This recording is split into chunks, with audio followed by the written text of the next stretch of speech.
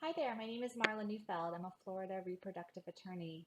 So recently in the news, there's a case of a woman named Anna, a celebrity from Spain, who came to the United States to pursue surrogacy, which in and of itself, that's not such a, shocking fact pattern. But what makes her case a bit more interesting is that she was able to retrieve the sperm from her dying son and transfer it into a surrogate in Florida, thereby creating essentially a genetic grandchild for Anna.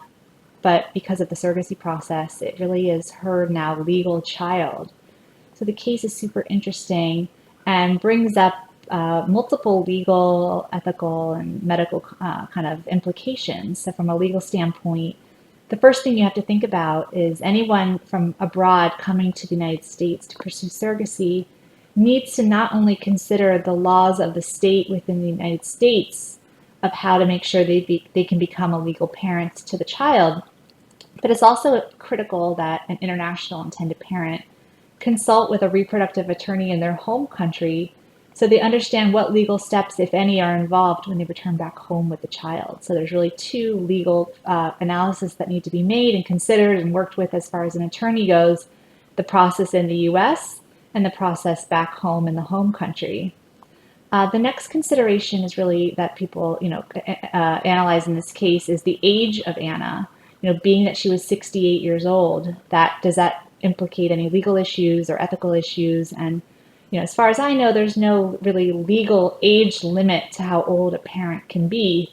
But many medical practitioners and fertility clinics in the United States have their own practices as to what age they would agree to treat a potential intended parent. So I would imagine that there might have been some difficulties in finding a clinic that would allow the embryo transfer into a surrogate for a single intended parent who was 68 years old.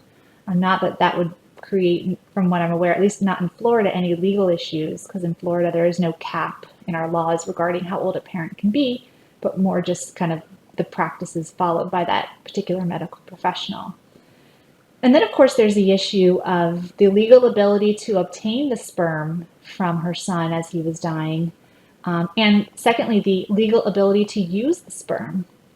And really, what you look to there is what were the wishes and any expressed or implied consent from her son in order for her to have a doctor retrieve the sperm and then allow a doctor to ultimately use the sperm on Anna's behalf. So there is a huge landscape of various laws across the United States, mostly regarding the use of genetic material from somebody who's died. It's called posthumous conception.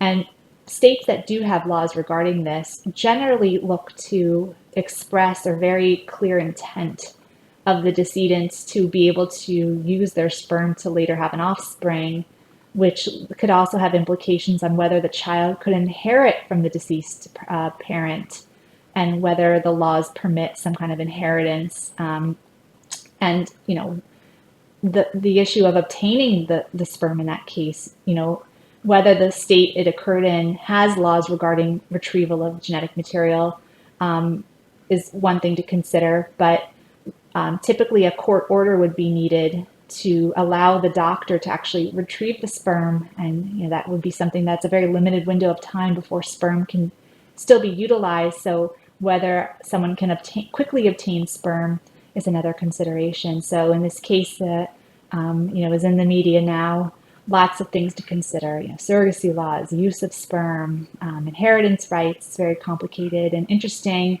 And if you have any questions regarding the surrogacy component or the use of donor sperm or donor egg in Florida, please feel free to contact me. Thank you so much.